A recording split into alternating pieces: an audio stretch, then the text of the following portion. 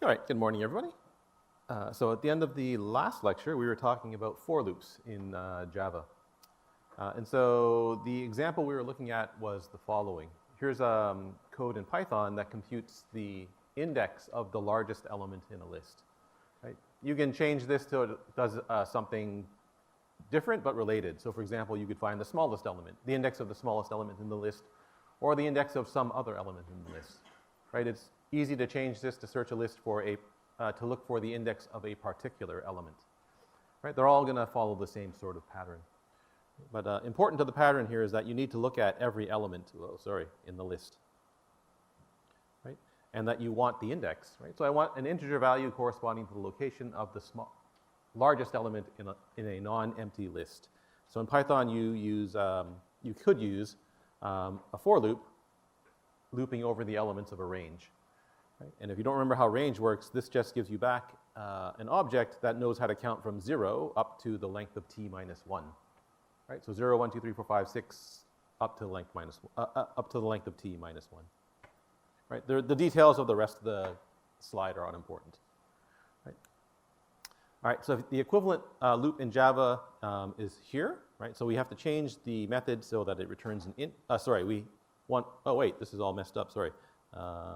That's double.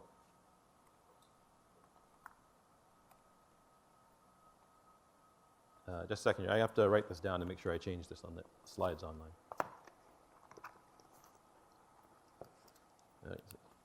Sorry, just bear with me for one moment. All right, slide.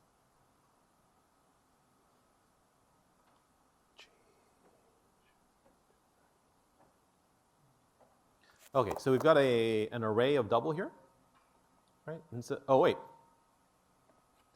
sorry, it's too early in the morning for this. That was right, it wasn't.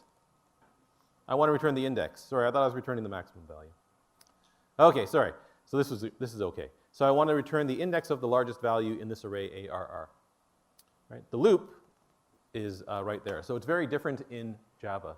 Right? So in Java, you end up with creating what's called a for loop, right? Just a regular for loop. So now I'm going to take this thing apart into its explain what the four parts of this loop are. So we looked at this slide. This is where we ended the last day. Right? It's easier to just look at the next sequence of slides. Right? Okay, so in a regular for loop in Java, it's made up of the start of the loop is what's called an initialization expression. So the thing in red is an expression that you can use to create a loop variable. Okay, so this makes a loop variable called I, sets its initial value to 0. Inside the body of the loop, you can use the name I, and it corresponds to the loop variable. Right? You don't have to put this here.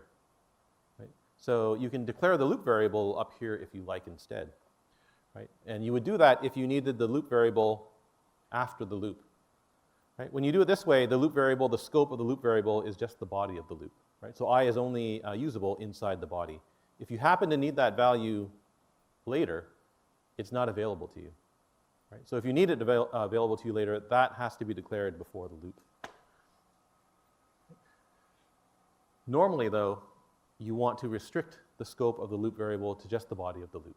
Right? So this is the usual way that you would write a regular for loop in Java. So that's part one. The only time this line of code runs is when the loop is first encountered. Right? So the int I equals 0 happens exactly once when it enters this loop here. Okay, the next part. Oh, then you need the semicolon here is important. So that semicolon must be there. The next part is what's called the loop termination expression, right? So that thing there is some sort of expression that must be true or that evaluates to true or false, right? So here I want, so it says the loop will run as long as this condition is true, right? So if I is less than the length of the array, the loop will run, right? This condition gets checked every time the loop at the beginning of every loop iteration, right? So set I to 0. If I is less than the length of the array, do something, right? So the body runs, right? Next time the loop runs, this condition will be checked again. So if you're adjusting I inside the body of the loop, right, this condition gets checked with the updated value of I. Right? If this expression evaluates to false, then the loop stops running. Right? So for example, if ARR is the empty array, right, so the array of length 0, then this loop never runs. Right? If ARR has length 1 or more, then this loop will run at least 1 or more times. Okay, and finally, the last part here is called the loop update expression. Right? So the loop update expression runs right here. Right? So just before the end of the body of the loop update expression happens. Right? So it's the last thing that happens inside your loop. Right? Almost always, this thing here changes the value of the loop variable. Right? It doesn't have to change the value of the loop variable, but almost always that's what it does. If you haven't seen I++ before, all that means in this particular example, right, is that I gets assigned the value I plus 1. Right? So add 1 to the value of I. It's not exactly what it means, but it's close enough for our purposes. Right?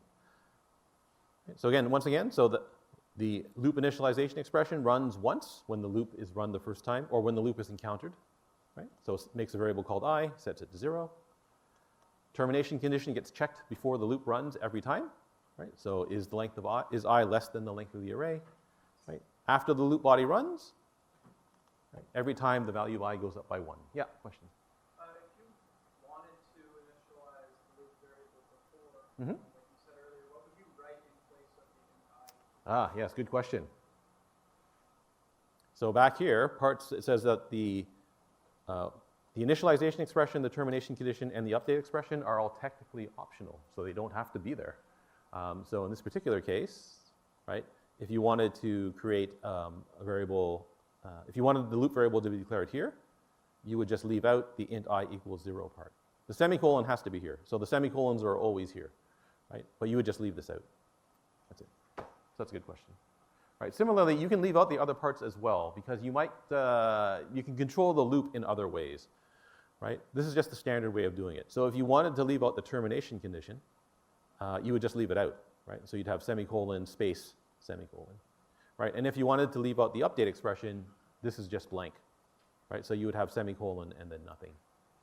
Right? And then you would probably have to deal with these things inside the body of the loop.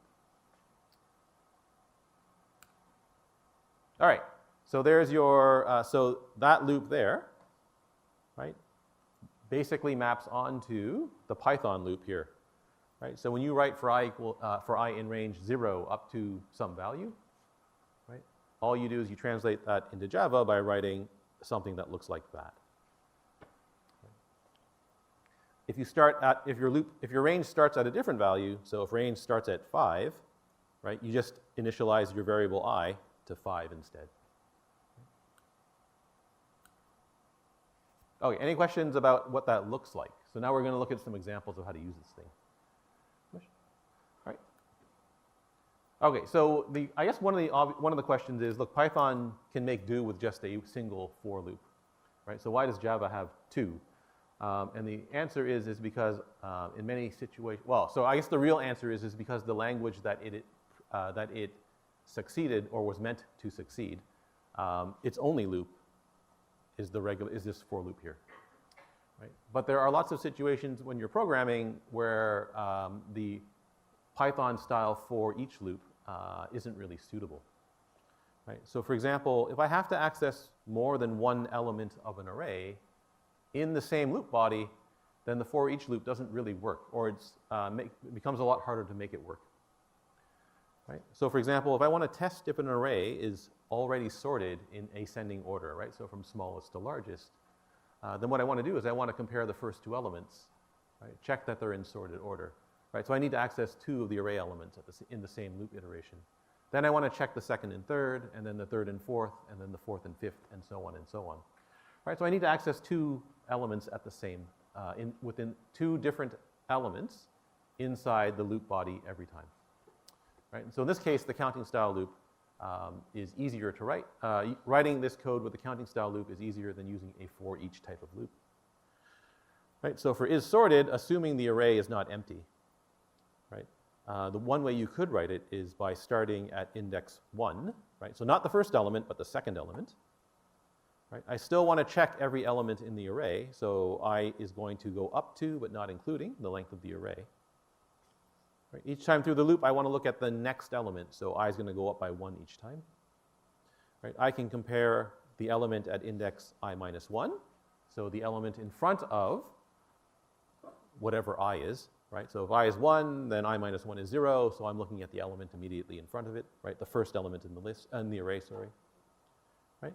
So if the previous element is greater than the current element, right, then I know it's not sorted, right?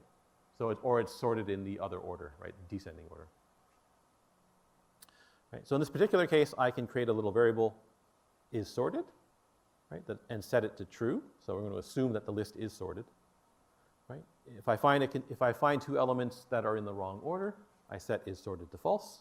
And then we keep on going, right? So we process all the elements in the list, in the array, right? And then return whatever value of is sorted.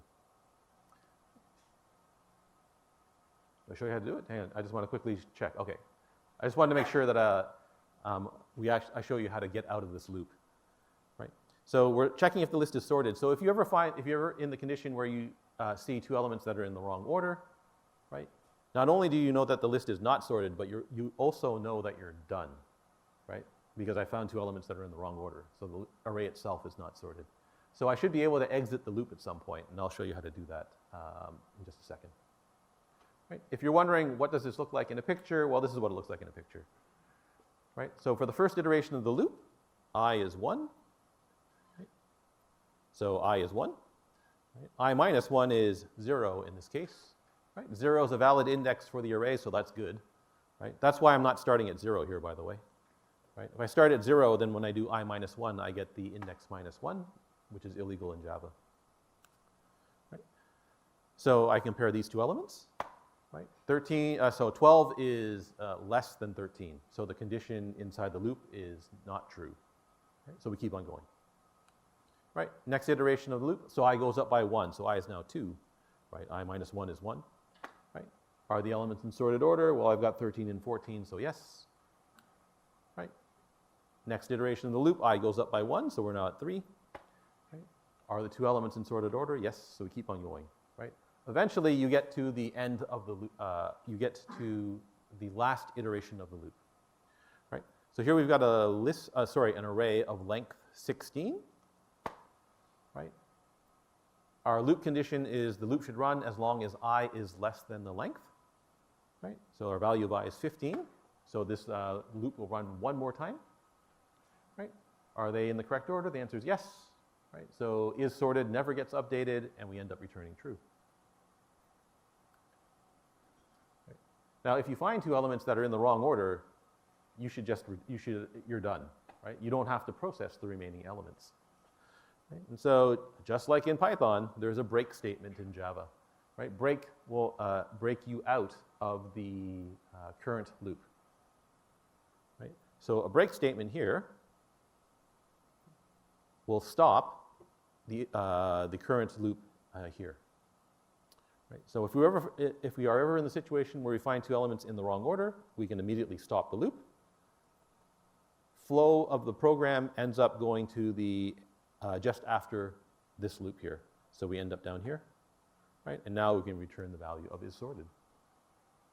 Right? The other way to write this is to not use is sorted. Do I do this at all? Hang on just a second here. No, I don't do it. Okay. So there's other ways to write this, right? So a different way to write this is to not use is sorted at all, right? Here, you can just return false, right? A return statement immediately stops the running of the method, right? So returning false here does the exact same thing, right? If you change it to that, down here you have to return true, right? But that would be another perfectly acceptable way to write it, right?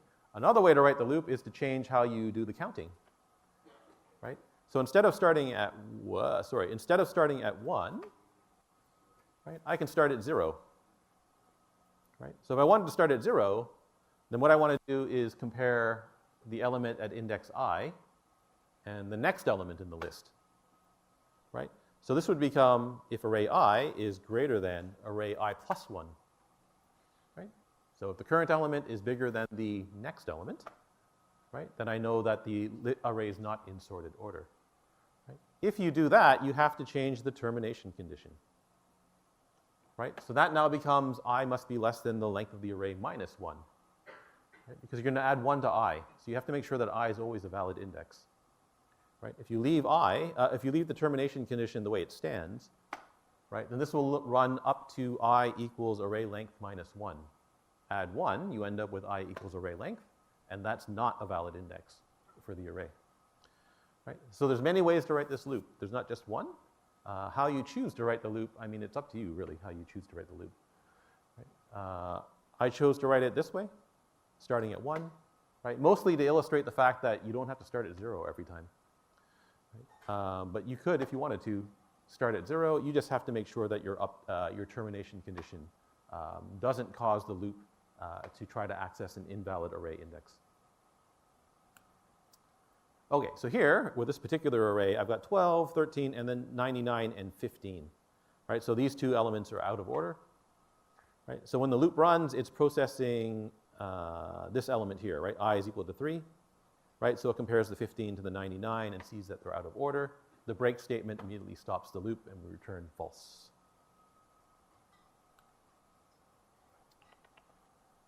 Here's another example of accessing two different elements at the same time. I'm trying to think if there's any way. I don't think there's any way to write this particular one with a for each loop. Right? I think this one you can. The is sorted one you can. This one is much harder. I don't think it's doable. Okay, so to reverse the elements in an array, right, what you want to do is you want to basically swap elements in the array. Right, so I want to take the first element and the last element and switch them around. Right, then I want to take the second element and the second last element and switch them around. Right, and then the third element and the third last element and switch them around. Second last element and switch them around. No, third last element. That's right. Okay. All right. So for this particular one, right, I need the index of the element at the front of the list, and I want the index of the element at the back of the list. So J is going to be the index of the element at the back of the list, right? What's the element at the back of the list the first time the loop runs? Well, it's the length of the array minus 1. Sorry, I keep on saying list instead of array. It's an array. Right? So what's the index of the element at the back of the array? Well, it's length minus 1. Right? So now my loop appears. Right? I is going to be the index of the element at the front of the list. Right? So the first time the loop runs, I should be 0. Right? So I now want to swap the elements at index I and j. Right? So I want to swap the elements ai and aj. Right? And to swap, it's the same way you swap any two values in a programming language. Right? You make a temporary variable, right, to hold one of the elements. Right? Here I'm going to remember what ai is. You could remember what aj is instead. It doesn't matter. Right? So remember what the element at the front of the array is. Set the element at the front of the array to whatever value is at the end of the array. Right? Set the element at the end of the array to the previous value of the first element. Right? And then continue. Right? So how do you continue? Right? So the loop condition here, right, says you need to keep going as long as I is less than j. Right? So in other words, as long as the index I, which is supposed to represent the element at the front half of the list, right? As long as it's smaller than the index of the element in the back half of the array, right? So that's one way to write the termination condition, right? So as long as I is less than j, switch ai and aj, right? Add 1 to I, right? So that I switch the second element, the second and the second last element, right? In the next iteration. Now, in this case, you have to remember that j represents the index of the element in the back half. Right? So every time through the loop, I have to update the value of j as well. Right? So I goes up, j goes down by 1 each time. Right? Any questions about this particular example? There's a picture here as well. Right? So first time through the loop, here's I, here's j. right? Switch these two values. So I'm going to switch the 12 and the 27. Right? Next time through the loop, I goes up by 1, j goes down by 1. Right? So I'm going to look at the 13 and the 26, switch their values. Right? Next time through the loop, I goes up by 1, j goes down by 1. Right? So there's I, there's j, switch them. Right? Until you reach this point here. Right? So at this point, I is still less than j, so the loop will run. Right? So it switches the 19 and the 20. Right? And then it stops, because the next iteration of the loop, oh, I didn't draw it, sorry. I will be here, and j will be here. Right? So I is no longer less than j, so the loop stops running. Right? And it does not re-switch the elements. Yes, question? Why does there have to be a temporary variable when you swap?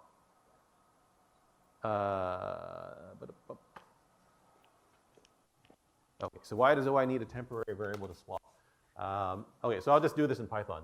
So x equals 1, y equals 3. I'd like to switch the values of x and y, right? So the naive way of doing this is to write x equals y, y equals x, right? But if you write that, right, when you write x gets the value of y, x becomes 1. X becomes 3. This is way too early for me, sorry. X becomes 3, right? And at this point now, x and y are both 3. So when you write y equals, or y gets the value of x, y now becomes 3 as well. So now you have 3 and 3, which doesn't work, right? That doesn't swap them. That's why you need to introduce the temporary variable here, temp equals x, right? Now the value of temp is 1, x becomes 3, y becomes temp, right? So y becomes the old value of the previous value of x, so it becomes 1, right? That's why you need a temporary variable, right? If you ever need to swap two values, you almost always need a temporary variable. You're welcome. So, Hey, yes? this never works for the arrays that are even. Right. What about the old? So what about it? So does it work for an odd length array, right? That's your question. That's a good question. So for an odd length array, let's do an array of length 5. 1, 2, 3, 4, 5. Okay, so I'm just going to use characters instead. A, B, E, D, E, like that. Okay, so we swap the A and the E, so that's good, right? So that becomes E and A, right? Now we swap the B and the D. Yep. Okay, so at this point here, I is equal to J when it gets to the middle element, right? So it doesn't do anything, it stops, right? The loop runs as long as I is less than J. Here, I and J are the same value, they're both 2, right? So the loop does nothing and the loop ends. But that array is reversed, right? You don't have to change the middle element to a reversing array if the array has odd length, right? So it's still correct. Yeah. All great questions. The real question is what happens if the array is empty, right? If the array is empty, right, this is broken because J gets the value -1 because the length of the array is 0. As soon as you try to access A -1, the method fails, right? It complains. You end up with an index out of bounds exception here. Right? So really here, what you should be doing is checking, right? Is the length of the array, is the array not empty, right? Or is the array empty? If it's empty, return and do nothing, right? Because to reverse an empty array, there's nothing to do. Right? Yeah, question? In this case, wouldn't the loop not run because I would be greater than J? No, I starts at 0. But if the array was empty, then J would be set to -1. Oh, yes, in this case, you're correct. So in this case, you don't have to check. Sorry, thanks. Again, it's too early for me. Right, okay. Any other questions? Yes?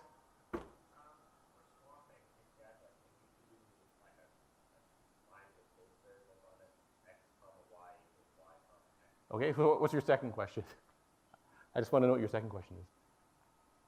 You had 2 questions or just the one? Or no, like doing the swap both them on one line. The swap or the... Like you're saying Yes. And I'm pretty sure you can do like x comma y equals. Oh yeah, no, you can't. There's no tuples in Java, so that's actually using a tuple, right? That's why you can do it in Python, because Python automatically creates a tuple for you, and does it that way. You can't do that in Java. There's no tuples. Right? There's a lot of little things in the language that. So if you learn Python first and then try to learn like Java or C, there's lots of things in those languages that really bug Python programmers, right? That's one. Right. The for loop is another one. What other things? Returning only one value from a function or method is another one.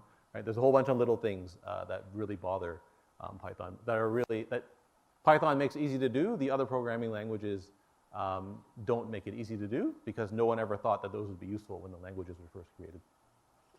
Right. Boop, boop, boop. Okay, so that's good. All right, so look, that previous example that we just looked at, there's actually two loop variables, right? There's I and j, right? Both of those variables are being manipulated by the loop, right? So there's really two loop variables. If you want to, so this answers your other question, right? If you want to, you are allowed to declare in your initialization expression, you are allowed to initialize more than one variable. In your update expression, you are allowed to update more than one variable, right?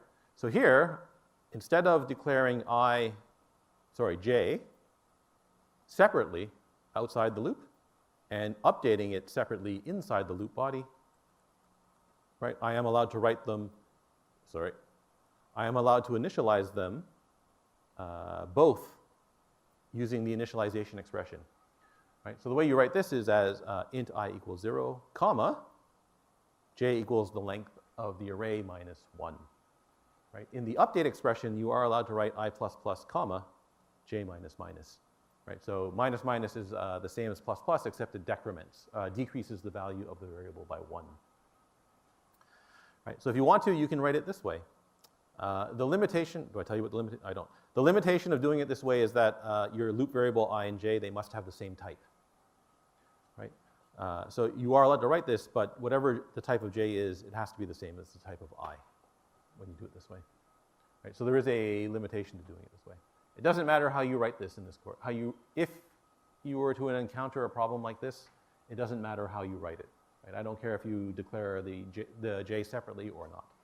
Right? If you want to, you can do it this way. What else? Another example of why you need a counting style, why you might need a counting style loop instead of a for each loop. Right? So if you're accessing values from more than one array, right, then you probably almost certainly need a counting style loop. Right? A for each loop only iterates over one array at a time. Right? If you need to iterate over multiple arrays at the same time, then you probably want to use a counting style loop. Right? So here I'm going to assume that A and B, they are arrays containing int values, and I want to sum the values in A and B element by element. Right? So I want A0 plus B0, I want A1 plus B1, I want B2 plus A2 plus B2. Right? And I want to store the result in another array and return that array. Right? So if you've done any linear algebra, this is computing the sum of two vectors, right?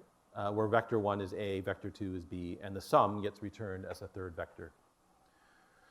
Right? So how do you solve this problem? Well, I need somewhere to put the sum, right? So I make a new array. So there's my new array C, right? It has the same type as A and B, right? So it's an array of int. How long is the array? Well, it has to be the same length as A, right? Or B, right? You also have to assume that A and B have the same length, right? If they have different lengths, you have to write more code to deal with the fact that they have different lengths, right? Now, sum over the elements of all of A and B using a single index I, right? So I is 0, I is less than the length of A, right? Then inside the loop, it's just CI equals AI plus BI. Right? And when you're done, you've summed the corresponding elements of A and B and put them into C, right? And now you can return C. Right? There's no way to write this with the for each loop. Right? With the for each loop, I can iterate over the elements of A or B or C, but I can't do all three at the same Okay, the other thing that you can do in Python that you can't do in Java, well, with a Java array, is that you can slice a list, right? And that gives you a sublist, right? It gives you the elements of the slice. Right? So if t is equal to the, so 1, 2, 3, 4, it's got the 6 elements here, right? I can slice the list starting at index 2, so 0, 1, 2, so starting at the 12, going up to, but not including, the element at index 5. Right? So there's 2, 3, 4. So I can get the 12, 13, and 14 out as a separate list with a Python slice like that. Right? Which is really handy sometimes. Can't do it in Java with an array. Right? So if you want to slice a Java array for some reason, there's no built-in way to do it. Right? You could write your own method to do it though. Right? And so we'll do that right now. Right? So here's my method that slices the array ARR, right, using a starting index and a stopping index. Right? So start is going to correspond to the 2 here, right? That's where you want to start the slice. Right? Stop is the index 1 past where you want to stop the slice. Right? So it corresponds to the 5 in this example. Right? So remember, you're not going to include T5 in the slice. Right, so here I'm not going to include ARR stop in the slice. Right, when you slice an array of int, you end up with another array of int. Right, so I'm going to return an array of int in this case. Right, and now I can slice something in Java with a pair of indexes, right, as long as the starting index, right, is not greater than the stopping index. Right? Assuming you want to be consistent with the Java language, right? With the way how Java handles handles indexing in general. Right? So if the starting index is greater than the stopping index, I know that whoever called the method passed in a bad value for start and stop. Right? So if I want to indicate to the caller that they've done something incorrectly, right, then one way to do that in Java is to throw an exception. Right? So this would be raising an error or raising an exception in Python if they showed you how to do that. Did they show you how to do that? Yes? Okay, so this is the same thing. Right? So Python calls it raising an exception. Java calls it throwing an exception. Right? Did they show you anything other than value error in Python? Or did they only show you value error? Some other ones? Okay, good. So just like in Python, Java has a whole bunch of different exceptions that you can choose from. You can make other exceptions if you want to. On assignment 1, I made up an exception for you to use. Right? In Java, if you want to indicate that one of the input values is incorrect, one or more, then one of the exceptions that you can choose from is something called illegal argument exception. Notice that the name is very long. Right? It's very tedious to write out. But that's the way Java decided to name it, so that's what we're stuck with. Right? So when you throw an exception in Java, it's just like throwing an exception in Python. Right? Your program, your method, or in Python your function, stops running at the point where the exception is thrown. And then a bunch of other stuff happens. Right? We don't care about what the bunch of other stuff happens. Typically what happens is that the program ends up stopping. Right? And then a message is printed out. So in this case, the message start greater than stop will get printed out, along with some other information. Right? So in Python, you would write raise, and then value error, and then some string. Right? In Java, you just translate that to throw new illegal argument exception and some string. Right? And that will throw an exception in Java.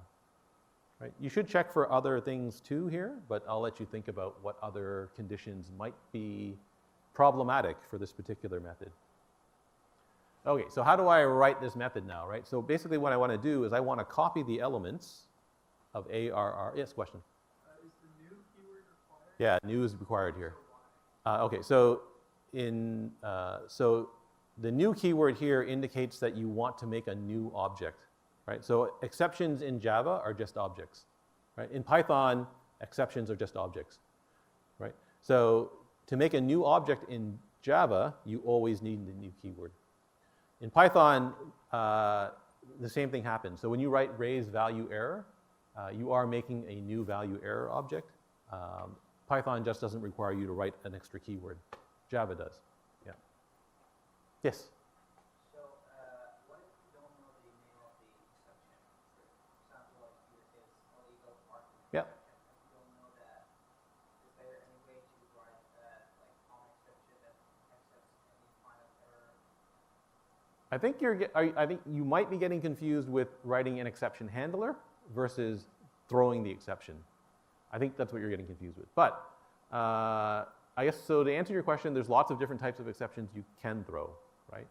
If you're in the situation where you want to throw an exception, you almost certainly know the name of the exception that you want to, the type of the exception that you want to throw, right? If you want to deal with the exception, right? So in other words, if you're calling slice and you want to try to deal with the fact that when I called slice, I got this exception, that's a different story, right? So the writing the handler, yes, there is a way to write some sort of generic exception name that will handle all types of exceptions. I think that's what you're trying to ask. Is that what you're actually trying to ask? Yeah. Okay, so yeah, so I'm not showing you how to write the handler here. I'm only showing you how to indicate that the error has occurred. Yep. The answer is yes, though, if that's your actual question, right? But when you're throwing the exception, you almost certainly know the name of the type of exception that you want to throw. Okay, so how do I write this method? So I want to return the part of the array that starts here and ends one index here. Right? So what I need to do is I need to make a new array. I need to copy the elements of ARR into the new array. Right? So my new array is called slice, SLC. Right? Its type is array of int because the input array was also an array of int. Right? Now, how long does the array need to be? Right? So if you draw out some examples, right, you will quickly conclude that the length of the array must be stop minus start. Right? The number of elements in the slice is just the stopping value minus the starting value. Right? So here, the number of elements in this slice is just 5 minus 2, right? It's 3. So there's the length of my array. Right? I now want to copy the elements from the array into slice, right? And I want to start copying the elements in array at the index start, right? So I want to take ARR start, copy that into slice 0. Then I want to take ARR start plus 1, copy that into slice 1, right? I want to take ARR start plus 2, copy that into slice 2, right? So starting at start, right? I want to copy the element from ARR start into slice I minus start, right? So start minus start is 0, right? Next iteration of the loop, I goes to start plus 1. So I want to take ARR start plus 1 and copy that into slice 1, right? Well, start plus 1 minus start is 1, right? And so on and so on and so forth, right? So here, you're indexing into two different arrays, but the index is different. So the value of the index is different. It's relatively easy to compute the value of the index for slice, right? And so here you almost, here you do need a counting style loop, right? I can't use a for each loop in this case. You don't have to write it this way, right? Instead of using start and stop, right? I could start at index 0 and go up to stop minus start minus 1, right? And then I can switch these two indexes, right? So I could write slice I and array start plus I, right? So this isn't the only way to write this, this loop, right? When you're writing the loop, you have to make clear in your mind, right? What am I using I for? Right? Well, in this case, I'm using I to index into ARR, right? If you want, you can say, well, in this case, I want to use I to index into SLC, right? They're both perfectly valid ways of writing this loop, right? It's just that when you write the loop, the details will change, right? The exact values that you're passing in for the indexes will change. All right, any questions on that example there? This is a fairly advanced example for this point in the course, right? So this is about as hard as a problem as you would be expected to, that would be reasonably, you would reasonably be expected to write at this point in the course. Okay, so how do you use slice? Well, there's my method slice, right? Here's my array t. If I want to slice t the same way as in the Python program, you would write lecture4.slice t2, 5, right? The notation is not as nice as Python, right? Again, because the designers of the Java language never thought that you would want to slice an array, right? So they didn't build it into the language to begin with. Oh, shallow copying a list. Okay. Did they tell you what the difference is between a shallow copy and a deep copy of a list? Yes? No? Okay. So yes, maybe yes, maybe no, right? I guess it really depends on when you took the course and exactly who taught the course and so on and so forth, right? Okay, so you can produce what's called a shallow copy of a list by slicing the entire list, right? So t equals that. I can make a copy of the list by writing t square bracket colon, right? If you write copy equals t, right? Copy is not actually a copy of t. Right. Is that clear to everybody? Did they teach you that? If you write copy equals t, you don't get a new list, right? You don't get a second list, right? Copy and t, they both refer to the same list, right? So if you modify t, right, then if you look at what's inside copy, it's the same thing, right? So if I remove 15 from t, so if I write this code here and then remove the 15 from t, copy also has the 15 removed from it, right? So if you actually want a copy of a list, you have to do something like the following, right? You have to do something like slicing the list or something else, right? So now I have two separate lists. They have the same elements in them, right? If I modify one list, the other list doesn't change. Now, I could do the same thing in Java, right? I've written this slice method now, right? So I could just call slice again, right? And you'll get the same result, right? The problem with that is that you have to write the slice method, right? Whereas copying an array is a fairly common well, it's not that common. There's a lot of programming problems where it'd be easier to write the solution if you copied the array, right? So Java provides you with a way to copy the array, right? So if you have an array, you can call clone on the array, right? It doesn't mean you can call clone on any object, right? If you have an array, though, you can call clone, right? So t.clone will clone the array t and give you a separate copy, right? So don't try slicing an array in Java to make a copy, just call clone. All right, not quite done. So what I want to do next is I actually want to look at the assignment. All right, so so to get you started on the assignment, if you haven't started already, right? The way you start the assignment is you download that zip file I gave you. Well, I gave you two zip files if you want to look at the Python, right? To get that zip file into Eclipse, you're going to import that zip file, right? So under File, there's Import, right? When you click on Import, you're going to get this thing here. It might look different, right? So when you get it, it might look like this. Like that instead, right? So if you see that, just double click on General, and then you want to click on Existing Project into Workspace, right? So the zip file is just literally a zip file of all of your project files for this assignment, right? So you want to click that and hit Next, or double click that, right? Now the next step is important. So a lot of students mess the next step up, right? So a lot of students will click on Select Root Directory or something else. Right? So what often happens is that on a lot of your computers, when you download a zip file, your file manager automatically opens up the zip file, right? And then it looks like it's just a folder somewhere, so you try to import the folder. If you try to do that, it's not going to work. So whatever you do, don't click that one, right? You have to click the button underneath it, right? So select Archive File, click Browse, and then pick your file that I told you to download, right? So that's a1_project.zip, right? You should see this, right? So there, that should be checked, and you should be able to import it.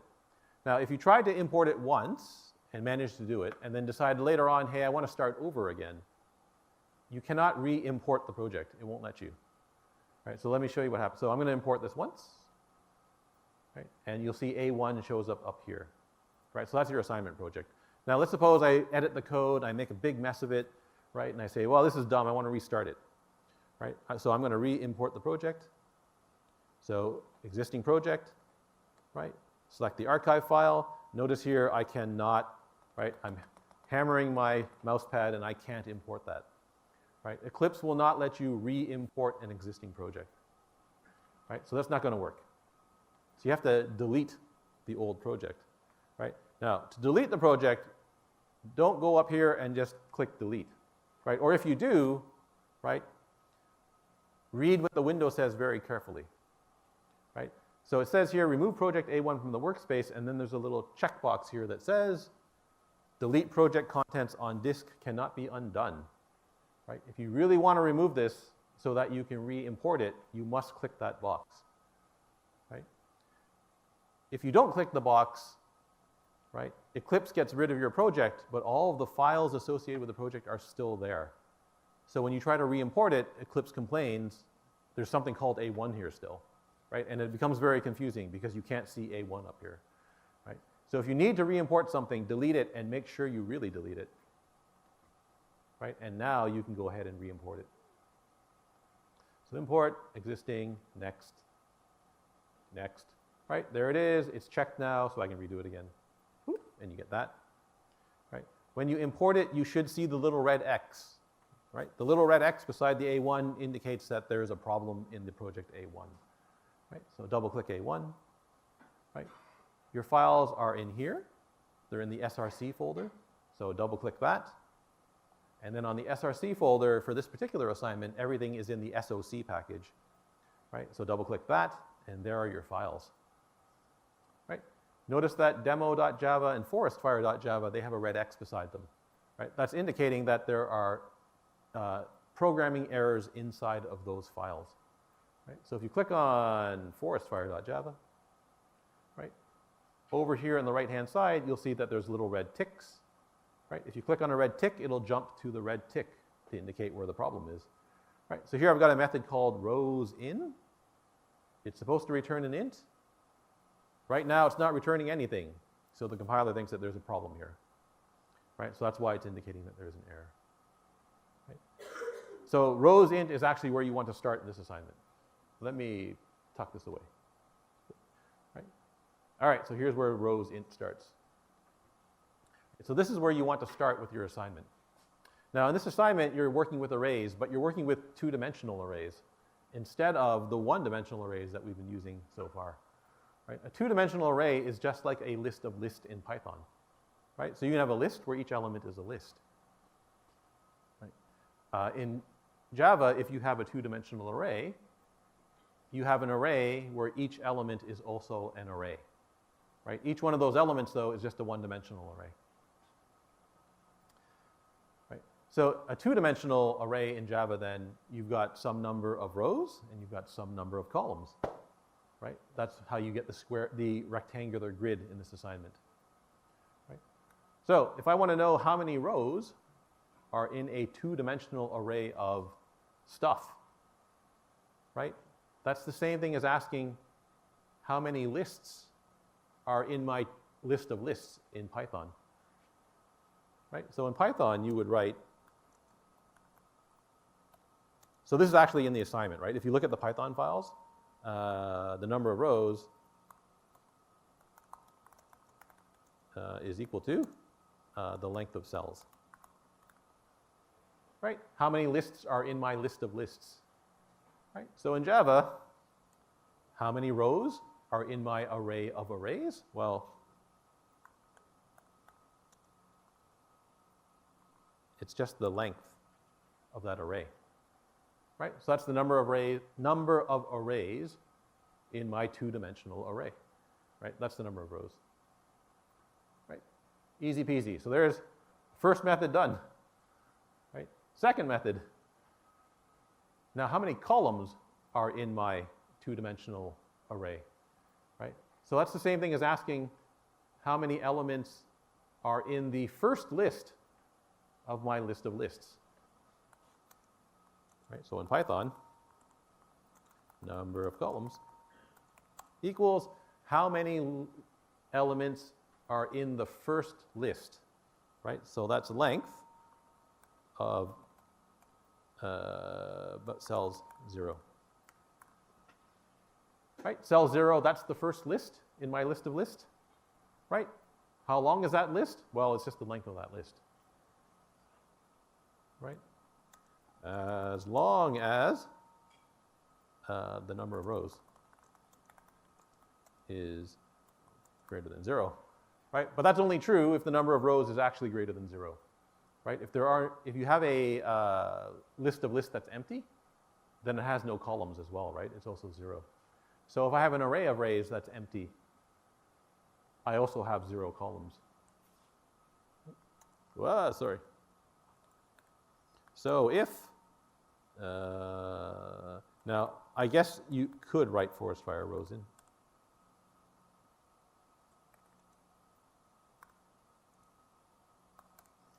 So if there are no rows in my array, then there are no columns either. So I can do that. Right? If there's at least one row, then I just need to get the length of that row. Right? So now I can return cells 0 dot length. Right? And away you go. Right? Keep on going. Right? So using a two-dimensional array in Java, like you are asked to in this particular case, right? It's pretty much the same as using your two-dimensional list of, or your list of lists in Python. Right? You can use 2 indexes to get to the elements of the array, right? Just like you would use two indexes to get to an element, to a particular element in a list of lists, right? Your indexes are always row and column. There's a bunch of, there's a little program here, state demo, that shows you how to, for example, loop over all of the elements of a two-dimensional array, right? The assignment also tells you how to do it, right? But if you want to play around with the code, just go into state demo and fiddle with the code, right, to figure out what's going on, right? And if you get really confused, contact one of the TAs during their office hours or me during my office hour, and we'll get you straightened out, right? The assignment's not meant to be difficult. It's literally, you can translate line for line almost, right, from Python to Java. But that, hopefully that helps you get started with the assignment if you haven't done so already. All right? Okay, that's all I want to talk about today. I'll see you next week.